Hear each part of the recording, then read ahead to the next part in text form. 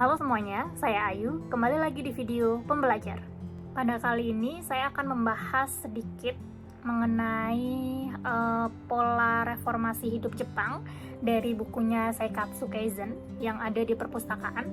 Jadi untuk kali ini saya akan membahas mengenai bab tertentu yang related sama pekerjaan saya, job desk saya, yaitu di sumber daya manusia.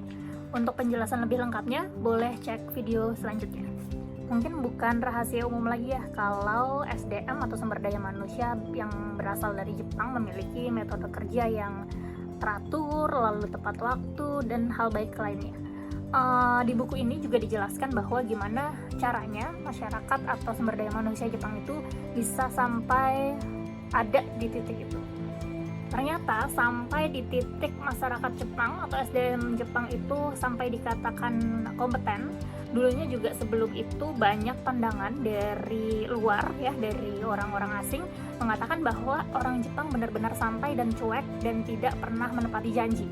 Atau ada juga tanggapan mengenai karyawannya kotor, biasanya pagi begitu masuk kerja ngobrol dulu dengan rekan kerja, merokok ke toilet, menerima tamu, atau mondar-mandir di ruangan kantor. Pokoknya sama sekali tidak efisien. Itu adalah pandangan dari orang-orang asing terdahulu tentang SDM Jepang. Untuk saat ini, kenapa bisa dikatakan SDM Jepang itu sangat kompeten? Setelah melalui proses pendisiplinan secara intensif dan dalam jangka waktu puluhan tahun, akhirnya proses pendisiplinan tersebut bisa berjalan yang dari tadinya orang Jepang merasa malas dan teledor, akhirnya hingga menjadi rajin dan disiplin. Oleh karena itu, semakin berperannya perusahaan dalam kehidupan sosial ekonomi kita, maka niscaya semakin modern juga masyarakatnya. Dan dengan sendirinya biasanya warga atau masyarakat atau pekerja akan semakin disiplin dan juga mampu bekerja secara efisien.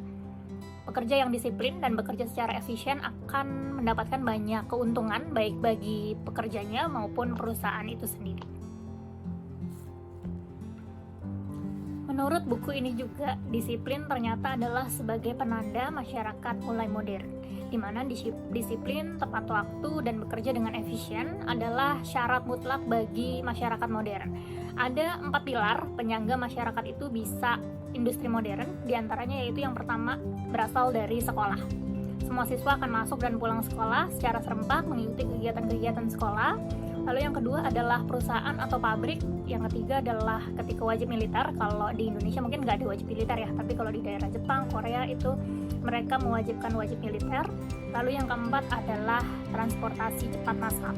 Nah, di antara 4 pilar tersebut, yang paling efektif menanamkan atau memaksakan sikap disiplin itu adalah perusahaan, karena perusahaan ini menyangkut nafkah hidup pekerja ya, jadi mereka akan lebih bisa mematuhinya. Selanjutnya, kira-kira bagaimana sih akhirnya kenapa SDM Jepang bisa menjadi SDM yang memiliki etos kerja yang baik? Nah, bermula dari berguru pada Amerika di abad 19, mereka dalam perang revolusi industri ya, kalah telak dari Tiongkok, sehingga barang-barang yang mereka pasarkan itu tidak kompetitif, sehingga mereka mengalami kerugian yang besar.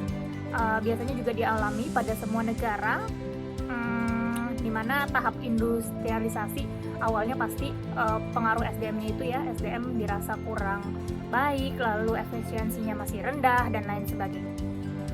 Oleh karena itu, akhirnya pemimpin-pemimpin Jepang berusaha belajar dari negara-negara maju.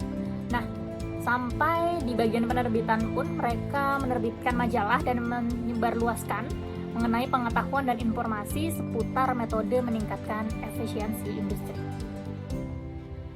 Di tahun 1911, Frederick Winslow Taylor memperkenalkan konsep yang namanya adalah scientific management atau pengelolaan perusahaan secara ilmiah. Nah, melalui bukunya juga berjudul The Principle of Scientific Management, esensi dari konsep Taylor ini adalah manajemen yang bertujuan untuk meningkatkan produktivitas, meningkatkan intensitas kerja, dan juga perbaikan kualitas, yang nantinya hubungannya akan menjadi lebih baik dan kerjasama juga lebih baik antara pekerja dan pihak manajemen. Di waktu yang hampir bersamaan juga, penemu lain yaitu Frank dan Lillian Gilbert juga mulai mempublikasikan hasil studi mereka tentang motion study, di mana studi ini mengenai cara menghapus gerakan-gerakan yang mubazir saat bekerja, sehingga dengan tenaga yang minimum pekerjaan itu bisa mencapai hasil yang maksimal.